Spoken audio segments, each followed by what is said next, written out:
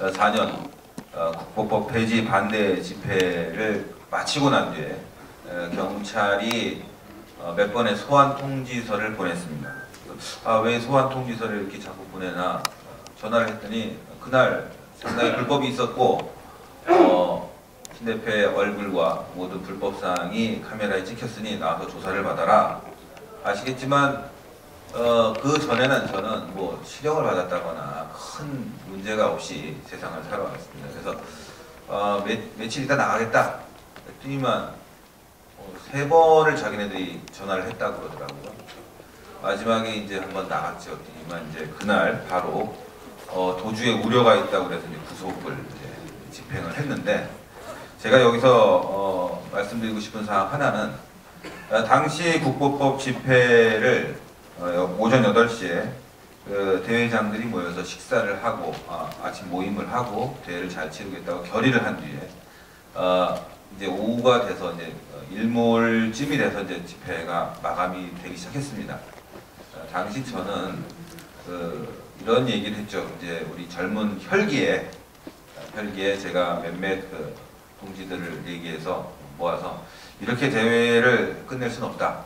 내가 단독적으로 이거를 이렇게 끝낼 수는 없다. 그래서 제가 마이크를 잠시 그날 제가 또 사회를 봤기 때문에 마이크를 제가 잠시 도용을 해서 청와대로 갑시다라는 구호를 외쳤습니다. 물론 당시에 서정갑 본부장님 등 그때는 집행위원장님이셨고 등 이제 청와대에 서한을 전달하기 위한, 저도 다시 경찰이 그때 송독재 반장이 옆에 있었고 저도 그 부분을 다 들었고, 그렇지만 저는 이게 일부분이 가서 되지 않겠다, 모두 함께 가자라고 해서 제가 이제 단독적으로 구호를 외쳤고, 그것이 이제 결과적으로 그 당시에 이제 집회를 유인하게 된 원인이 되기도 했습니다. 그래서 제가 당시에 검찰 조사를 받고 이것은 저의 단독적인 행동이었고, 그 당시에 시위대가 청와대로 진출하려고 했던 거는 저와 몇몇 사람들의 구호 때문이었다라고 분명히 얘기했고, 경찰과 검찰은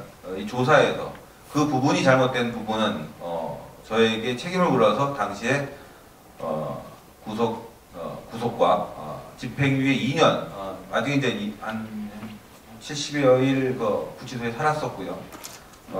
마찬가지로 집행유예로 이제 풀려나게 됐는데, 당시에 저는 분명히 얘기했습니다. 경찰에게도 검찰에게도 이 부분은 제가 잘못된 것이고 저로 인해서 생긴 부분이었다.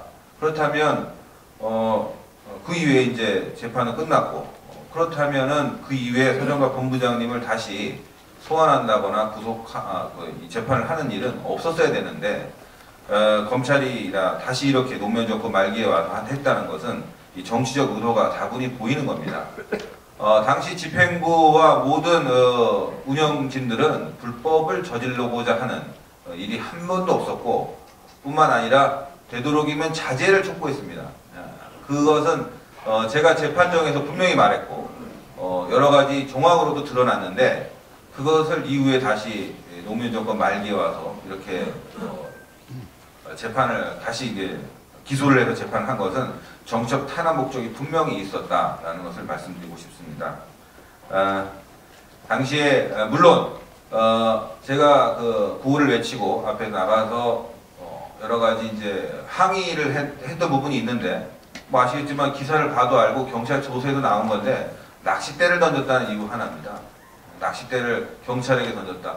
저는 낚싯대를 물론 던졌습니다. 그러나 낚싯대로 인해서 경찰이 다칠 리도 없었고, 오히려 저희는 물대포 세례를 거기 다수가 맞았고, 경찰의 방패에 의해서 어르신들이 다수가 다쳤습니다. 이런 상황에서 경찰들에게 더 이상 하지 말라. 저희들은 대부분이 어르신들이고 이거를 뭐 항거할 입장이 못 된다. 당신 더 이상 하지 말고 빨리 물대포를 중단시키고 하면 우리 자신이 해산하겠다라고 했는데, 경찰 아시다시피 그때 경찰은 청와대 진입 방면을 거의 막았고, 그 다음에 광화문 일대를 모두 막았습니다. 그래서 갈 장소가 별로 없었던 거죠.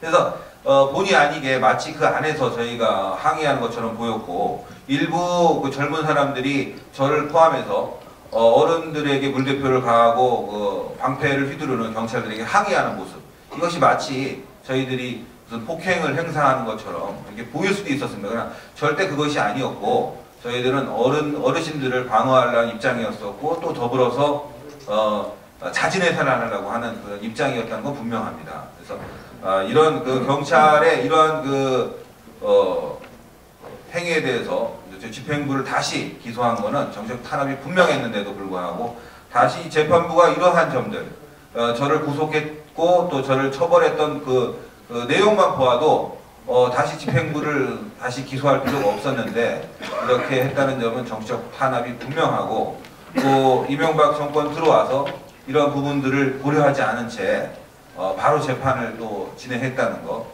검찰이 이런 부분을 또 인정하지 않았다는 건 굉장히 아쉽고 분개할 일입니다.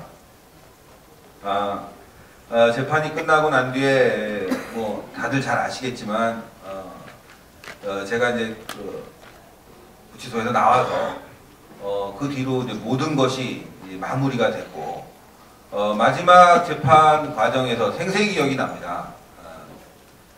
당시 재판장에게서는 앞으로도 만약에 저도 물론 낚싯대를 던져서 제가 잘못했으니까요. 그 부분은 앞으로도 이러한 경찰에게 뭐 낚싯대를 던진다거나 항의하는 사람이 있다면 엄벌해달라. 왜냐? 그 당시에도 좌익들의 집회에서는 죽창을 던지고 화염병을 던지고 경찰을 폭행하고 아시겠지만 여러 보안법과 관련된 여러 보안법 폐지를 위한 집회에서는 더 과격한 그 집회가 있었고 경찰이 다치기도 했고 했는데도 불구하고 그들은 다 그 당시에도 무죄를 냈습니다. 근데 오히려 낚싯대를 던졌다고 구속하는 경우가 어디냐라고 항의를 했는데 그 이후에 아시겠지만 다시 이명박 정권이 들어서고 방어병 촛불 사태, 난동 얼마나 많은 경찰이 다쳤습니까? 드러난 사실만 해도 몇 조 원의 피해가 났습니다. 이런데도 불구하고 사실 집행부가 제대로 구속되거나 처벌받은 사람은 없습니다. 방어병 촛불 집회에 처벌받은 대표자가 있다면은 제가 진짜 손에 장을 지지겠습니다.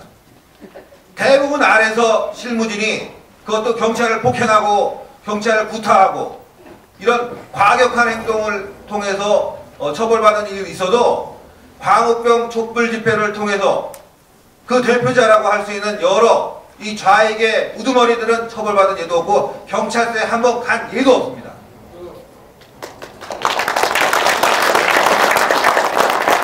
그럼에도 불구하고 이 애국 진영에 있는 정말 오늘 어제도 나왔지만 정말 이 시대의 영웅이고 애국자입니다. 서정과 본부장님을 이렇게 기소하고 처벌했다는 것은 이 대한민국이 정말 북인지 아니면 김정일 정권이 운영하는 것인지 모르는 그러한 사태에 이르는 것입니다.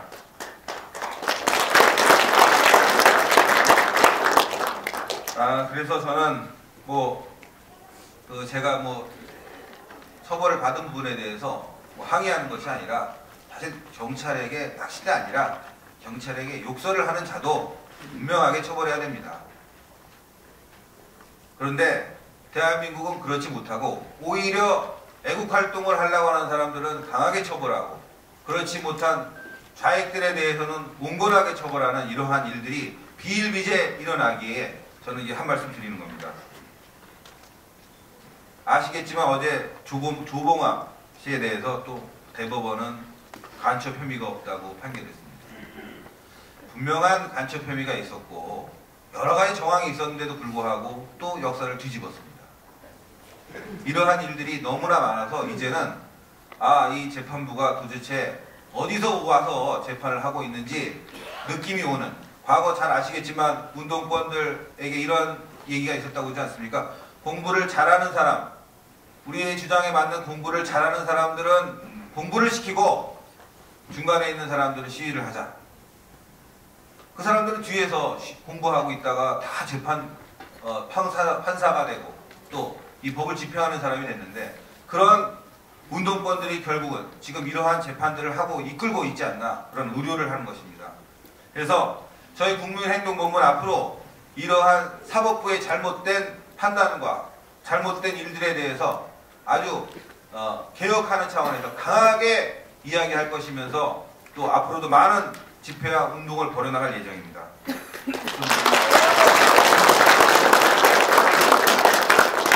네, 다음은 또 잘 아시겠습니다. 또 우리 자유언론인협회 회장이시면서 또 인터넷타임즈의 대표이신, 인터넷에서 또 많은 칼럼을 써주시고 애국활동을 벌여주시는 분입니다. 전 대통령 주치이신 양용태 박사님을 모시고 규탄사를 듣겠습니다. 여러분 큰 박수 부탁드립니다.